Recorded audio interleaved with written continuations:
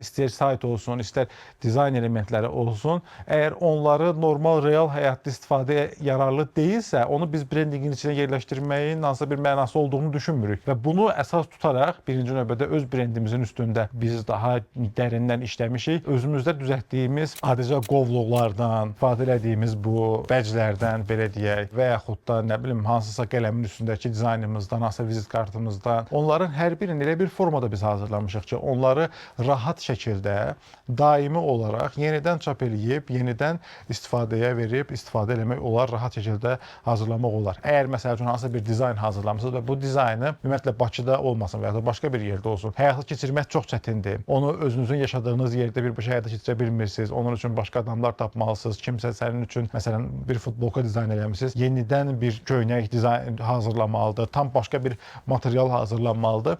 Bunlar təbii ki, çox uzun çəkən proseslərdir və bu prosesə hər adam girmək istəmir. Ona görə bizim hazırladığımız dizaynlarda burada əl çatan və insanlar üçün tez bazar hazırlaya biləcəkləri məhsulları daha yaxşı formada, dizayn edilmiş formada onlara təqdim eləməyi üstün tuturuq.